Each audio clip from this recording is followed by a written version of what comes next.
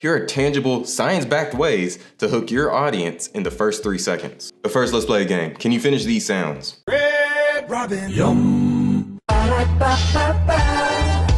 loving it. We are farmers. Bum, bum, bum, bum, bum, bum. If you were able to get any of those, you're cooked. Today, let's talk auditory and visual marketing and how you could use it in your content to make your brand top of mind always. So if we're having this conversation, I have to mention Ivan Pavlov. He was a Russian physiologist that was known for his work in behavior psychology. Originally, he was studying digestion, but he discovered this groundbreaking thing about behavior psychology. At first, he was testing salivation in dogs and food or whatever like that. But he realized after a while, the dogs would start salivating when he was walking in there and not really in the sense of smelling food. So what he started to do was give certain stimuli that has nothing to do with food per se, or their nature or their instinct, to see if that triggers a reaction into the dog. He did a series of tests, and the well-known test is he'd ring a bell and he'll feed the dog. Next day, he'll ring the bell, feed the dog. Ring the bell, feed the dog. And of course, like I said, dogs start salivating when they smell food. With this, he was like, okay, let's take the food away. So now, ring the bell, no food present, dog salivate. Try it the next day. Ring bell, dog salivate, no food present. So what does this mean? He coined this term, classical conditioning. Dwight, one open. Okay. Altoid? Sure.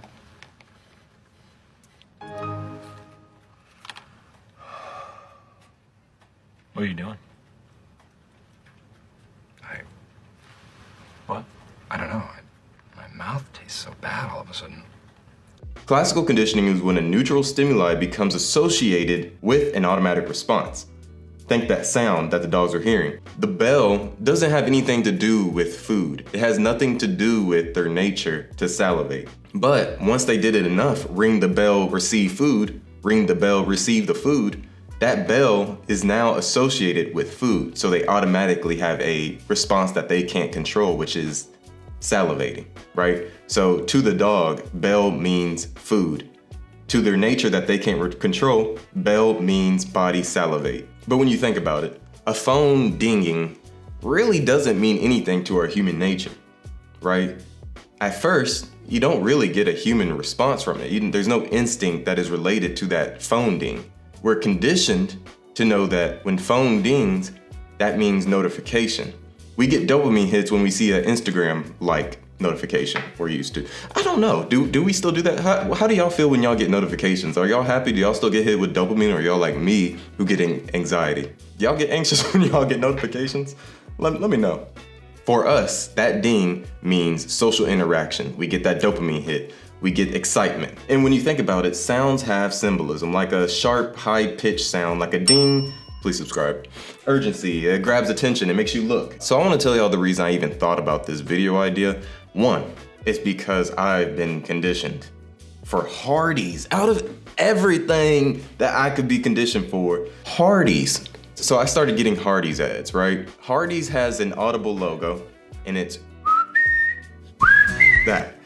They do it in every single commercial, right? But they do it in the first 5 seconds.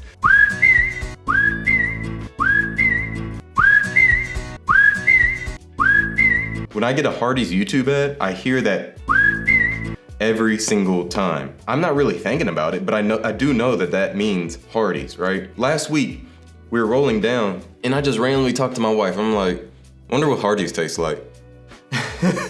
And then she told me, she was like, Hardees? And I was like, yeah, I wonder if, like, what do they have now? And she was like, you never talk about Hardees. And I was like, yeah, that was random, wasn't it? And then I thought about it. I've been subconsciously hearing this whistle for the past probably couple days. Subconsciously, I don't like Hardees. I've never liked Hardees. But hearing their whistle made me think about Hardees. It's top of mind for me because I was just hearing it. You know what I mean? And this is what made me think, what can we do in our content that these big Fortune 500, Fortune 100 brands are doing? That made me look at a bunch of content differently, and that made me look at my content. How do I do it, and how do others do it? So first, let's look at OMG Adrian. OMG Adrian puts this sound on every single video. Writing. The single. Guys, this might be the dumbest. I'd say audio. Hello, everyone. It's a new year. So by now, you all. This platform.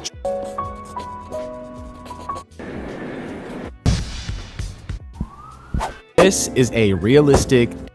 That's an Audible logo. And it could change, but for right now, if I hear that while I'm scrolling, that'll make me stop if I like his content. So for me, I have cool places to stand, and in every video I say the same first, 2 sentences. Welcome back to Cool Places to Stand, where we find cool places to stand. I'm your host Victor, and today we're standing. After I say where I'm standing, I say let's get into it. People love that. They wait for that. So how can you use this to make your personal brand irresistible? This is all auditory hooking. What is the audible thing that you can do to hook? Karl Shakur, he got a good way, or he used to do something with like this. I do my intro the exact same way. But he used to do that in all of his videos. That was great. If you do that in enough videos, people know it's you. And when we're talking about hooking, we can do this with every single sense. It's just something you can be associated with, so people know it's you before they even know it's you. And then subconsciously, when they hear something close to it, they be like, is that blah, blah, blah? Now, like I said, you can do this with anything. Now, can you answer this? What does Abercrombie & Fitch smell like? If anybody has been to Abercrombie & Fitch, what does it smell like? No matter where you go, where you are in the United States, which one you go to, they smell like a specific type of cologne. Why do they do this? Brand association. You know what it smells like without even going there. I can smell it right now, how strong it smells in Abercrombie.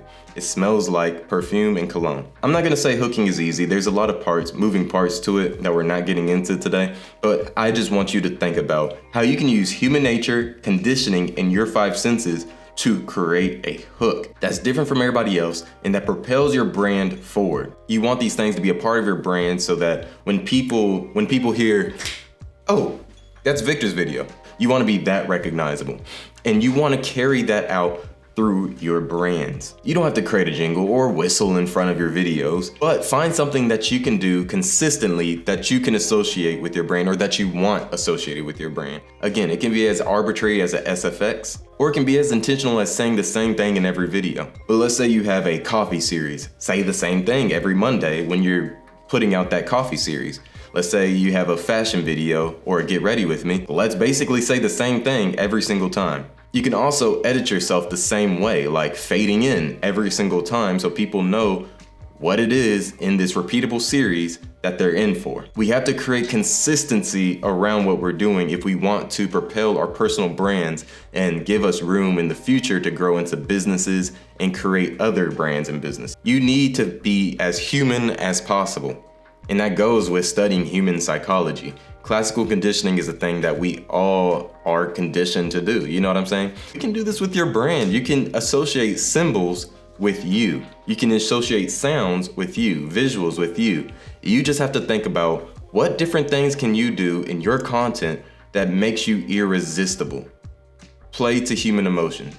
Play into classical conditioning. These are things that huge brands take in consideration and think about. For your content where you're speaking to the camera and you're building your audience, where you're trying to propel it forward and make room for you to create other brands and businesses, then we need to have that end goal in mind and start working towards that. In the future, we want brands that are authentic. We want people to care about us and we want to care about them. Listen, you don't want this one-sided relationship. You don't want to become a corporation that's just sucking money out of your loyal followers. You know what I mean? We don't want that. We want to become as big as these brands, become better than these brands, and become more trusted than these brands. In the future, I do think that influencers and content creators are the next versions of that if we can get the trust factor there.